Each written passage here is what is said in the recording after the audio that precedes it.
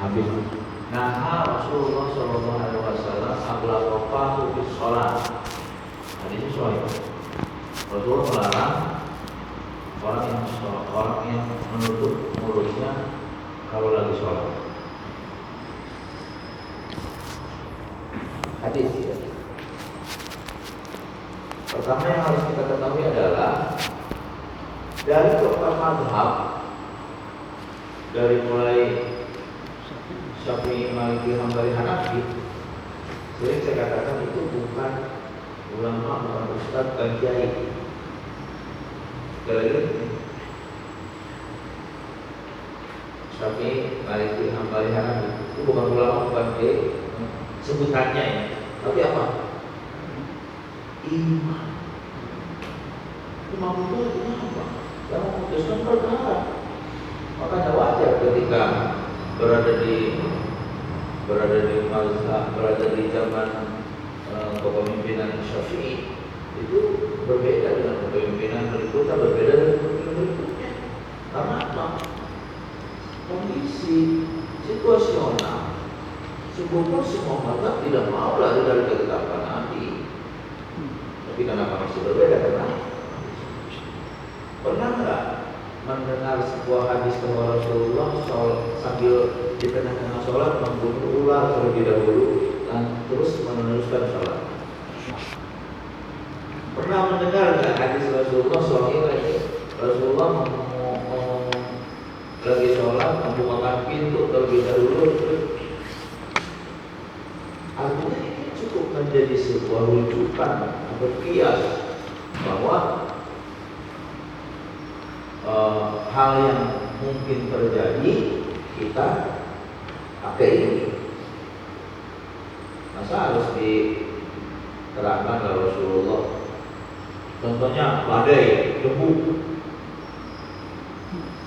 Apa nggak boleh? Boleh. Contoh, kalau lagi sholat lari boleh nggak? Sah nggak sholatnya? Situasi. Tidak sah. Masa lagi sholat lari? Kalau lupa bumi mau diem? Apa harus Rasulullah terangkan juga? Apa harus Rasulullah rinci juga dalam hadis? Yang nanti hadisnya nanti Qurannya. Artinya kenapa nanti untuk menjadi bahan ilmu buat kita bahwa ada Quran, ada Sunnah, ya, ada ijma dan qiyas. Kalau ijma itu artinya keputusan para ulama yang apabila masing-masing mereferensikan hadis dan merealisasikannya secara masing-masing individu atau kelompok yang menjadi Islam akan berbeda-beda terus.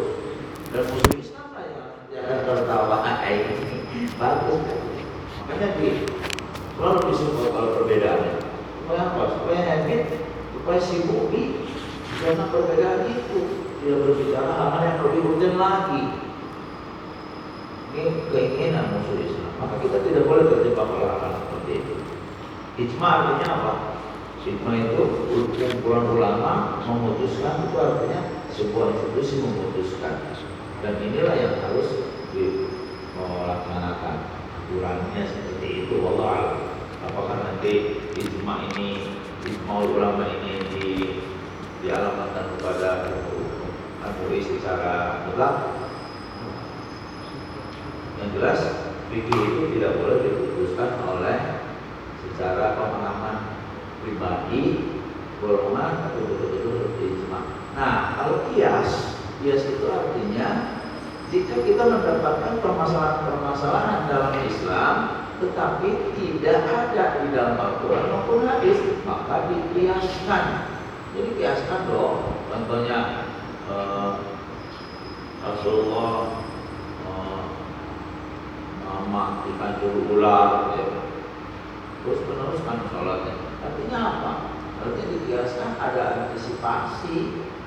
Dan ini pun antisipasi, gitu ya, supaya kita yang pertama. Terus diperkuat lagi dengan usul fikih ad-daruratu tubihul mahdurat, bahwa kedaruratan itu menyebabkan kita boleh melakukan sesuatu yang dilarang. Ya, itu ada dalam usul fikih. Artinya kita di hutan nggak ada makanan, nggak ada apa-apa. Kalau nggak makan mati, hanya ada daging babi, makanlah secukupnya. Bahkan itu Quran. Tapi jangan sampai karena selera, tapi betul-betul karena kebutuhan saja. Numpang kenyangin lagi itu juga. Itu lagi babi darurat. Bagaimana dengan hal-hal yang lainnya? Dalam kondisi darurat, lebih bermanfaat, menyebabkan pelanggaran untuk melakukan sesuatu yang dilarang. Terus usul yang berikutnya adalah daf'ul mafasid muqaddaman ala jalbil masalih. Daf'ul mafasid artinya mencegah kerusakan, mencegah kebinasaan harus jauh lebih diutamakan dibanding mencari kebaikan. Saya setuju dengan usulan Faroki. Memang kita harus tetap menjaga protokol kesehatan, tapi juga harus dipertimbangkan bagaimana ketika orang-orang mau sholat, sama saya ditutup, ya. Terus itu siapa yang bikin bacaan itu saya. tapi gini, tapi waktu sholat nanti gini, masuk bacaannya nggak ada, itu ya. Terus nanti ada, ada doa, gitu ya. Apalagi ya memang ya, masa Pak Iwan sendiri tadi bilang bahwa kita tidak boleh sih meremehkan yang namanya menjaga kesehatan itu ya, tapi juga kita juga tidak boleh parno, bukan porno. Kalau porno itu singkatan paracetamol ya. Ini paranoid, terlalu takut. Boleh, terlalu takut bukan cermin orang beriman.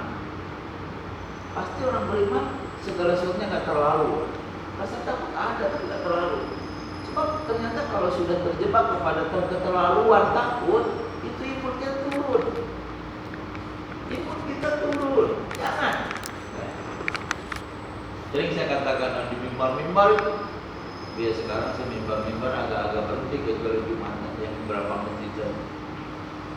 Kalau 8.000 sekian, 10.000 sekian yang sudah mati karena COVID, saya mau tanya, apakah jika tidak ada COVID dia tidak mati? Mati itu. Kenapa? Karena memang ajalnya di situ. Artinya bukan berarti gitu pasrah, karena Allah bukan pembantu kita. Upaya yang maksimal, tapi secara sikap dan mentalitas kita harus yakin bahwa semuanya adalah tidak akan keluar dan di luar dari ketetapan Allah. Jadi tenang. Apalagi saya sering membacakan hierarki sikap orang yang mensikapi COVID. Yang tahapan pertama adalah orang yang mempermasalahkan ada atau tidaknya virus. Ya bodo amat mau ada mau tidak, yang penting kita menjaga. Memang bisa memastikan, yakin nggak? Memang ada, yakin, demi Allah bisa buktikan. Terus nggak ada, yakin nggak ada? Juga berani. Karena itu perlu penelitian ilmu yang sangat referentif. Ya. Ada ketidaknya terus meningkat lagi ke hierarki berikutnya. Mereka yang berusaha untuk mereka mempermasalahkan bisa atau tidak mencegahnya. Bisa atau tidak ya saya mencegahnya? Itu artinya upaya di tengah tuh. Tapi di tengah itu sendiri masih menuhankan logika, masih menuhankan cara. Mungkin safety saya minum air panas, saya minum air jahe, saya berjemur, saya pakai ini social distancing, saya nggak apa-apa, enak aja lu. Bisa gitu. Kalau Allah mau, lu mau apa? Beraya kena ya.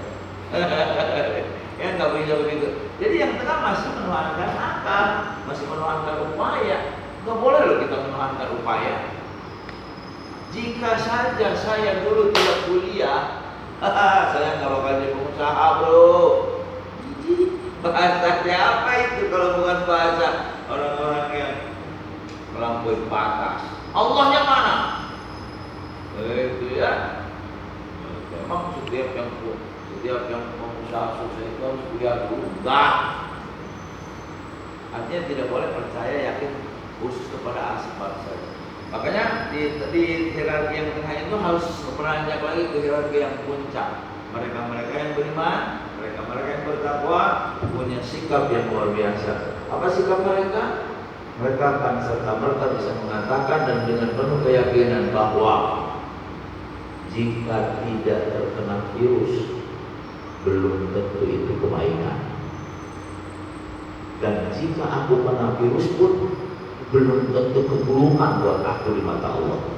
Nah, itu yang harus kita pegang ya, di hierarki puncak yang kalau boleh mungkin merunut dari syariat, thariqat, ini udah ma'rifat.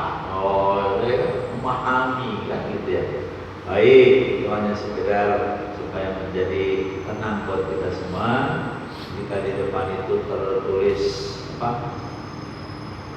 Ya, tertulis di pagar. Karena bacanya sebulan saya yang bikin sih.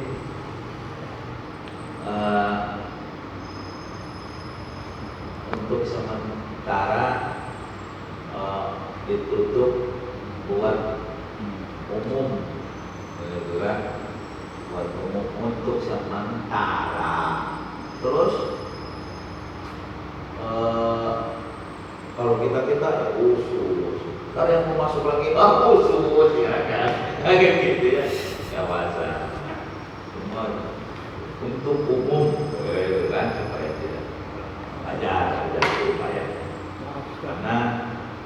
Karena saya pernah dengar,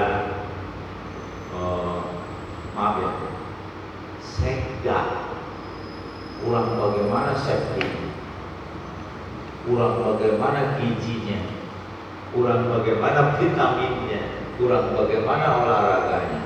Nah itu katanya sih dari drivernya kurang.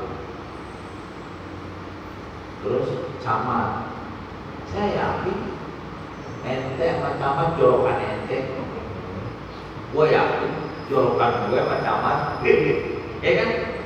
Tapi kenapa itu? Dokumen berjalan, dokumen yang berjalan juga sekarang wajar dong kita hati-hati, wajar.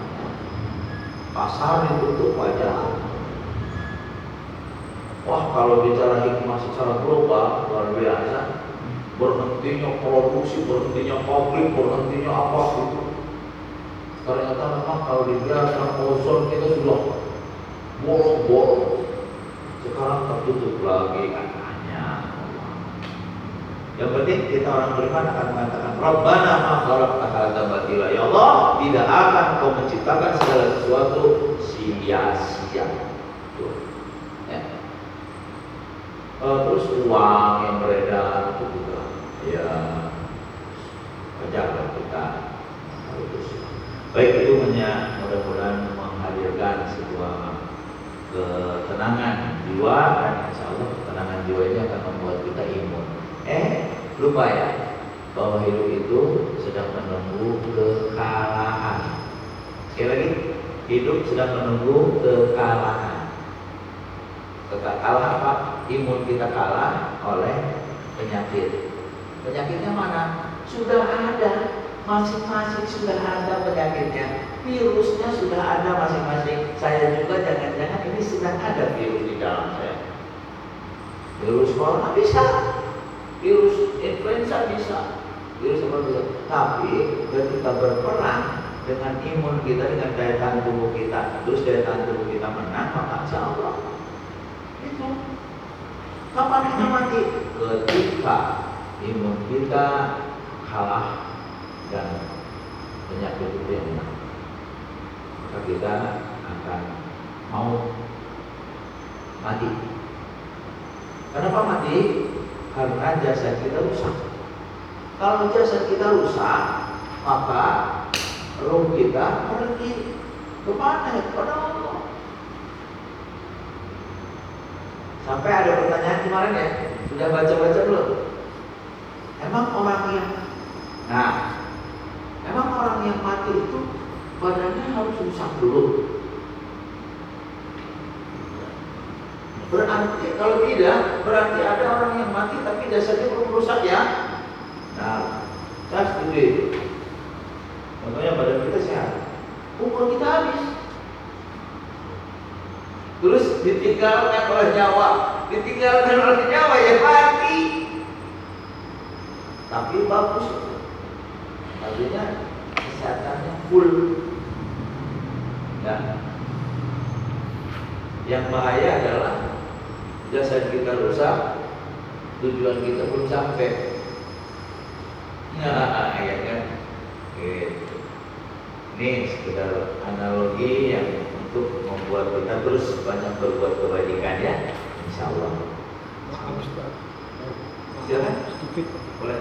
Jadi intinya maaf ya, Islam itu situasional. Keadaan darurat yang haram halal. Keadaan darurat yang mestinya tidak boleh dan boleh. Itulah keluasan Islam. Contohnya maka dari babi darurat silakan. Rasulullah sholat membunuh ular silakan. Disitulah keluasan Islam. Itu aja. Penegasan tidak kaku. Ayatnya adalah wama ja'alna 'alaikum fid-dini min haraj. Sesungguhnya kami, kata Allah, tidak akan bermaksud dengan diturunkannya agama ini, tidak bermaksud untuk menyusahkan. Ya. Terima kasih Pak Haji. Kita lanjut. Wow, habis waktunya. Tinggal berapa menit lagi sampai di Pak Haji. Mohon maaf saya lupa. Kemarin hari sampai hari 25.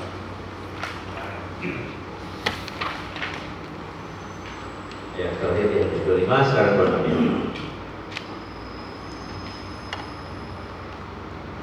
Silakan di halaman 27 paling atas.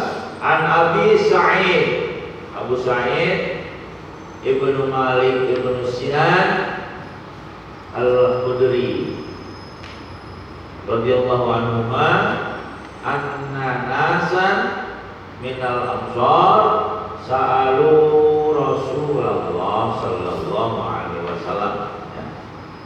Dari Abi Sa'id bin Malik bin Sinan bin Al-Khudri radhiyallahu anhu bahwasannya ada nas itu manusia, artinya ada seorang minal ansar dari kaum ansar. Kaum ansar itu di Mekah apa Madinah? Ayo, Madinah. Ansar Madinah.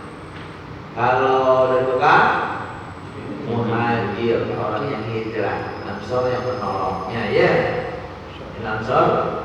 Sa'alu Rasulullah, bahwa manusia bertanya, banyak yang bertanya ini kepada Rasulullah SAW. Kenapa banyak? Karena di sini ada sa'alu.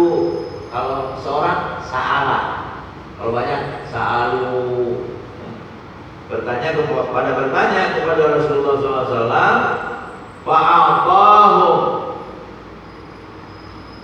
lalu beliau memberikan sesuatu pada mereka. Fa'atahu, a'ta yu'ti, itu artinya memberi. Rasulullah memberi sesuatu kepada mereka. Sa'alu itu dimaksud adalah meminta, bukan bertanya, maaf. Meminta apa? Meminta sedekah. Meminta sedekah kepada Rasulullah SAW. Jadi di Madinah ada yang kepada Rasulullah itu minta sedekah, ya. Maaf Pak, saudaraku, Rasulullah itu luar biasa. Rasulullah luar biasa. Rasulullah itu bukan sekedar sebuah golongan, sebuah kaum, sebuah apa gitu ya, organisasi, bukan.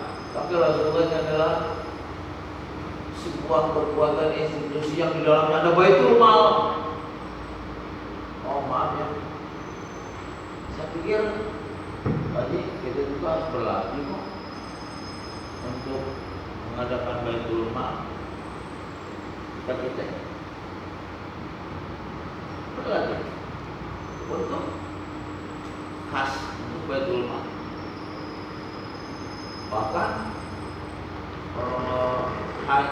Bahkan hanya infak yang boleh kita memberikannya secara bersama. Infak itu, karena infak itu adalah menutupi kebutuhan istri, kebutuhan anak, kebutuhan tetangga, kebutuhan orang tua, kebutuhan orang yang di perjalanan, bisa jadi infak. Ternyata zakat dan sedekah itu larinya kepada institusi Rasulullah. Tidak ada orang yang memberikan sedekah dari perorangan atau zakat dari perorangan langsung kepada mustahik. Dikumpulkan dulu. Kalau nggak dikumpulkan dulu, saya berani mengatakan tidak. Berapa? Karena memang itu harus dikumpulkan, ditampung dan dibagikan oleh sebuah kekuatan, sebuah institusi. Ya Rasulullah. Makanya wajar kalau ada orang yang bertanya meminta kepada Rasulullah tentang meminta apa? Sedekah. Lalu beliau memberikan sesuatu pada mereka itu. Tsumma sa'aluhu fa'atahum. Kemudian mereka meminta lagi dan beliau pun memberinya pula. Jadi minta lagi, habis minta lagi. Dia maaf. Lembaga keuangan di dalam Islam harus ada, sekecil apapun itu organisasi. Dan saya ingin, silakan ada yang ngatur. Ini pun sebuah ikatan, ada, silakan untuk kepentingan kita. Nah, satu, lembaga keuangan harus ada. Soalnya apa? Ketika sebuah organisasi membutuhkan uang ada. Tapi bendahara ketika ditanya berapa saldo, jawabnya harus gitu. Berapa ini? Bukan 3, 0. Berarti kalau bendahara ditanya berapa saldo, 0. Berarti bagus bendaharanya. Kok bagus? Bagus. Artinya uang itu tidak ngedep. Dosa. Artinya apa? Artinya uang itu fungsi. Ya, hebat ya. Uang itu fungsi. Coba kita tanya. Nih, Bapak udah nih habit di koperasi. Sampai udah.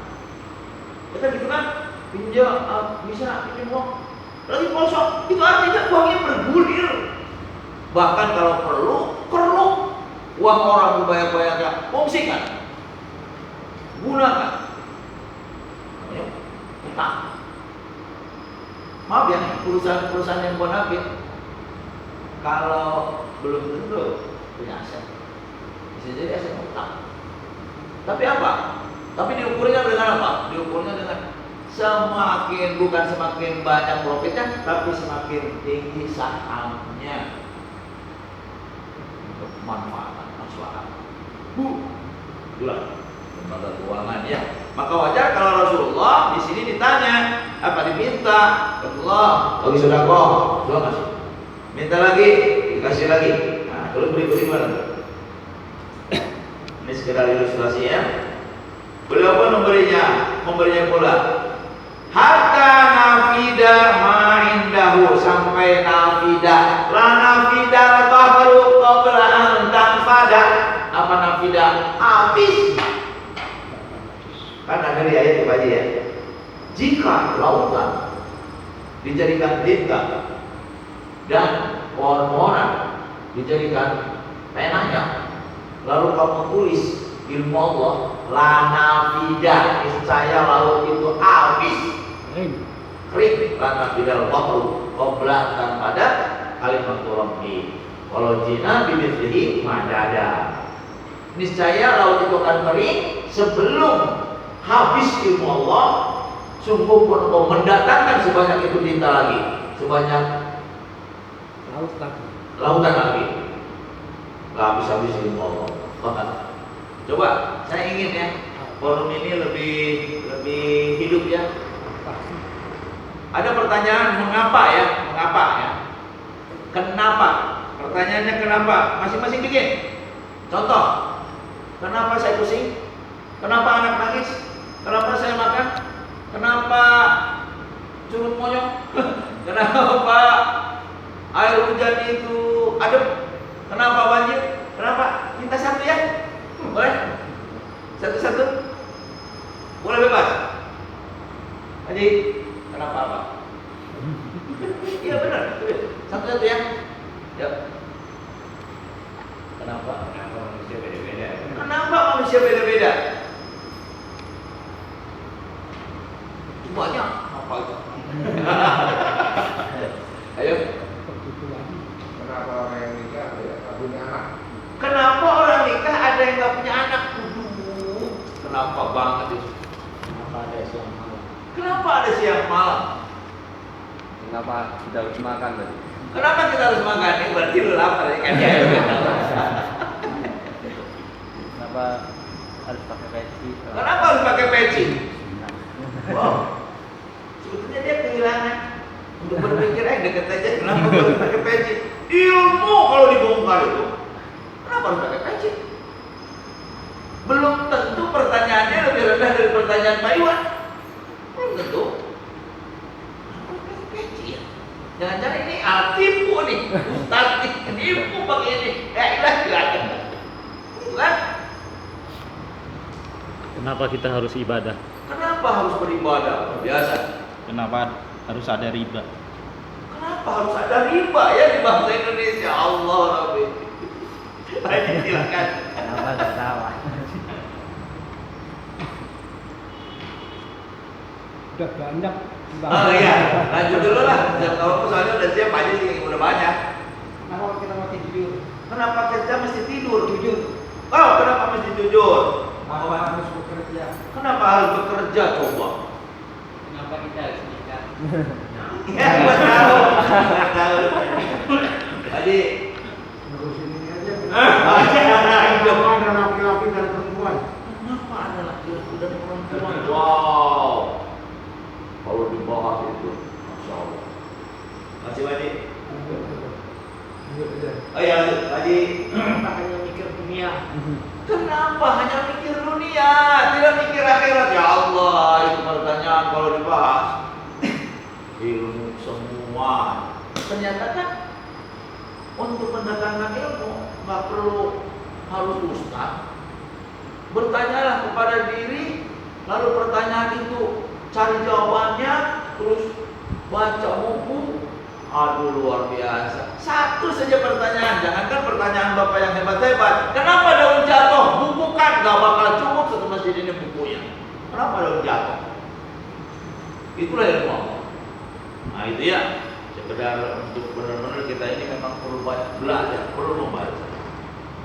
Lanjutkan dulu. Kemudian setelah habis pada beda ma'indahu faqala lahum hina'an, setelah habis belanjakan segala sesuatu dengan tangannya itu, beliau bersabda, hatta nafida ma'indahu faqala lahum, maka Rasulullah berkata kepada mereka, hina anfaqa kulla syai'in biyadihi, ketika habis membelanjakan segala sesuatu dengan tangannya, lalu beliau bersabda, ma yakun min khairin, apa saja kebaikan, ma yakun min khairin falan udakhiruh, saya tidak akan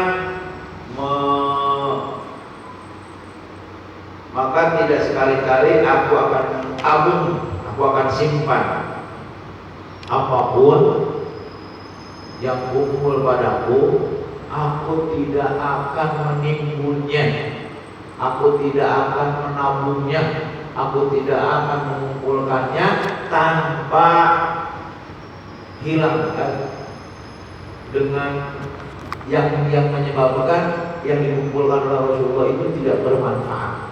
Rasulullah tidak akan melakukan itu. Maya min khairin falan nudakhirahu ankum. Saya tidak akan kusimpan sehingga tidak kuberikan kepada kalian semua. Waman yasta'fif, tetapi oleh sebab sudah habis maka tidak ada yang dapat diberikan, ya. Waman yasta'fif, barang siapa yang menjaga diri, ya. Waman yasta'fif, barang siapa yang menjaga diri,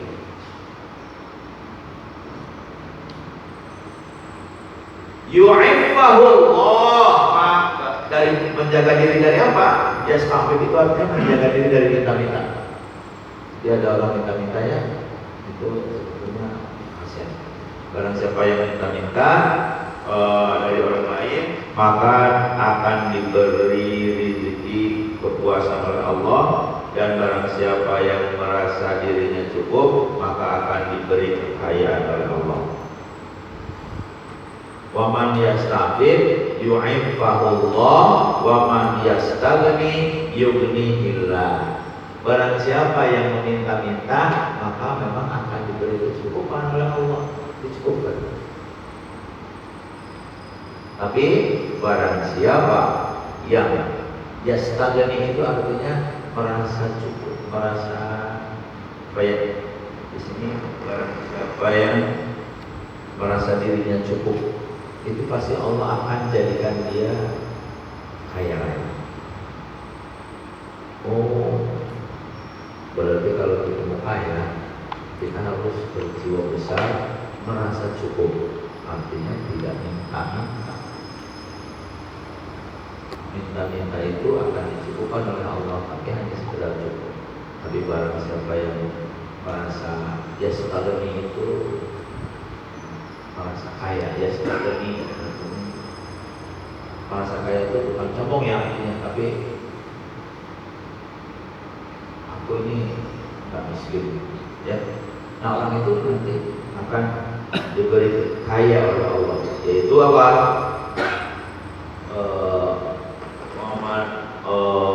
Kaya hati dan jiwa, ya. Kaya hati dan jiwa.